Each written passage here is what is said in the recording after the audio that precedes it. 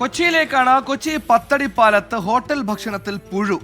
പത്തടിപ്പാലം സെയിൻ ഹോട്ടലിൽ ഭക്ഷണം കഴിച്ചവർക്കാണ് ദുരനുഭവം ഉണ്ടായത്. പരാതിക്കാർ ഭക്ഷ്യസുരക്ഷാ വകുപ്പിനെ സമീപിച്ചു.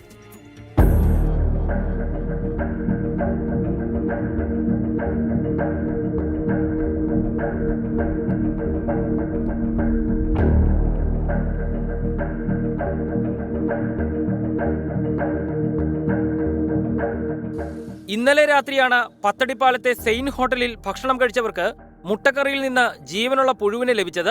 ഭക്ഷണം കഴിക്കാനെത്തിയവർ ദൃശ്യങ്ങൾ വീഡിയോയിൽ പകർത്തി ഹോട്ടൽ ജീവനക്കാരെ വിവരമറിയിച്ചു.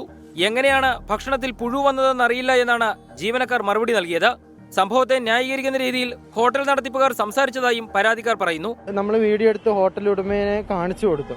അപ്പൊ അവരുടെ പ്രതികരണം എന്ന് പറഞ്ഞാൽ ഇതെങ്ങനെയാ വന്നത്, ജീവനോടുള്ള പുഴുവാണ്.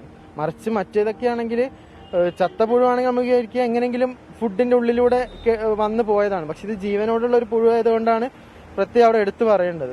ഭക്ഷ്യസുരക്ഷാ ഡെപ്യൂട്ടി കമ്മീഷണർക്ക് പരാതി നൽകിയിട്ടുണ്ട്. പരിശോധിച്ച നടപടി സ്വീകരിക്കുമെന്ന് ഡെപ്യൂട്ടി കമ്മീഷണറും വ്യക്തമാക്കി.